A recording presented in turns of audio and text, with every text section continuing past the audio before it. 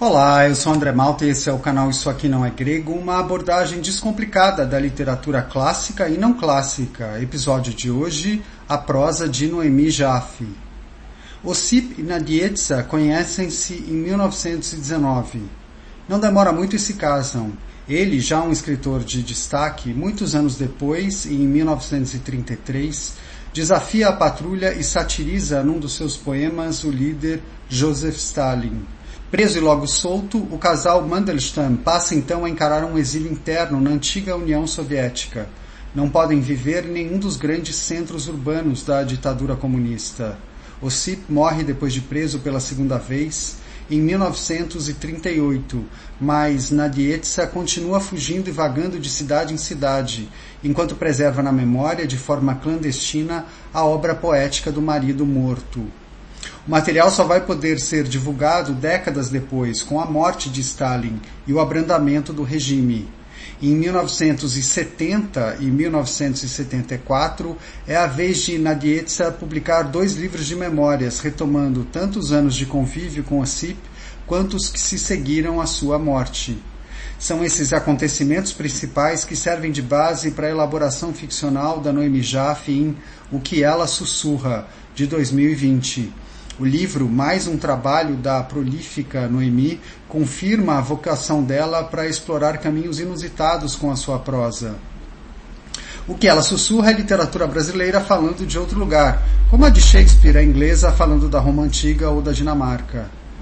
É um breve romance histórico, mas com uma riqueza temática inversamente proporcional ao seu tamanho. Um dos temas que mais me chamaram a atenção é o da generosidade. A vida de Nadiezhda é voltada ao outro, como ela diz neste trecho. Quero ser a sopradora contínua de uma obra tua, e minha participação é te fazer ressuscitar no ar, pelas alterações que provoco na atmosfera ao repetir os poemas todas as noites, pelo murmúrio que vai se infiltrando nas frestas das janelas, nos vãos das escadas, lá, no mesmo lugar onde se escondem os espias, os disfarçados, os vigilantes e os traidores, no mesmo lugar também onde se aninham os excluídos, os perseguidos e as mulheres dos poetas mortos. Foram 2 décadas preservando cerca de 300 de poemas. Ouçam este outro trecho. Passei mais de 20 anos sussurrando, uma dedicação comparável à de quando ele ainda era vivo, talvez maior, e agora eu entendo que não foi só para proteger os poemas do esquecimento, foi também para continuar perto dele e ele perto de mim, para que um amor que sempre foi físico e erótico, à noite todas as nossas discordâncias se dissolviam, tivesse uma continuidade também concreta.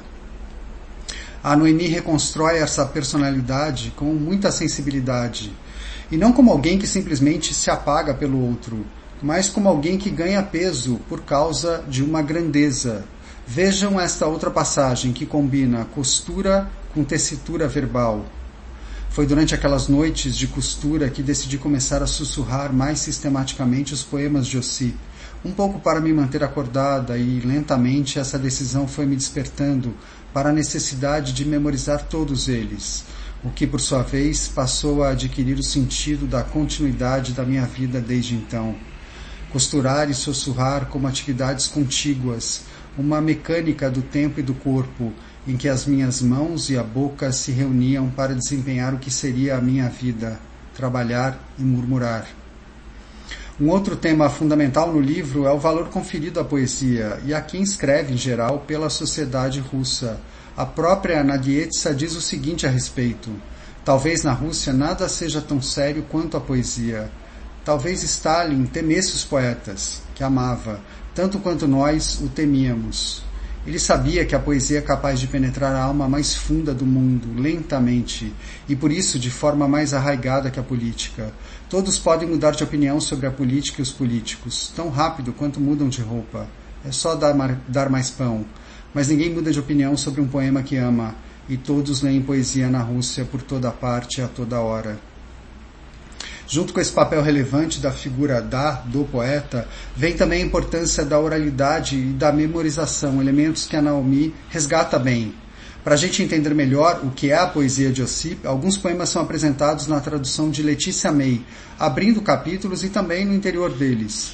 É algo necessário, mas em certo sentido também um pouco contraditório com o conteúdo da obra, chamando assim a nossa atenção para o fato de que poesia aqui é tudo menos letra morta perdida numa folha impressa. Claro que numa história assim, de perseguição política, o totalitarismo também se transforma num tópico central. O casal Mandelstam, à medida que o regime se endurecia, vivia atento à presença de todo tipo de informante, pessoas que se aproximavam com o único objetivo de conseguir algum dado que pudessem passar à polícia secreta. A Naomi reconstrói com competência esse clima de polarização e fanatismo, que a gente conhece bem, seja à esquerda, seja à direita. Reparem neste trecho. O Estado tentou abolir a ideia de alma e, por incrível que pareça, conseguiu. Não sei no que ela se transformou, se num produto burguês ou numa conspiração religiosa, mas o fanatismo fez a vergonha desaparecer e agora as pessoas não tinham mais medo de serem hostis e agressivas. A história de uma ligação telefônica bem kafkiana que outro escritor importante e amigo, Boris Pasternak, fez ao líder Stalin na tentativa de ajudar Ossip, também é bem explorada no livro, evocando todo o clima de terror psicológico vivido em regimes ditatoriais.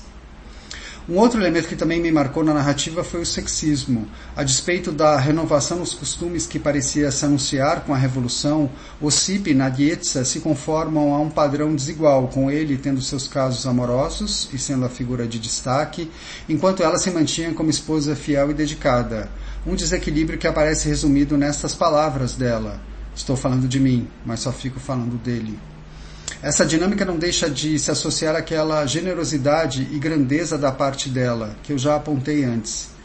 Mas mesmo o possível apagamento de Nadiezhda diante do macho dominante vem problematizado no livro. Por exemplo, quando ela contesta a visão de que seria simplesmente uma figura passiva. Tomara que eu possa morrer gritando e não quieta na cama, enquanto as pessoas me elogiam por ter sido tão estoica a vida inteira aceitando as coisas como elas são, lutando pela vida de um homem e da sua obra. Quando eu não podia gritar, eu fiquei realmente calada. Não sou idiota. Mas agora que posso, grito porque sinto nessa voz a afirmação da desobediência.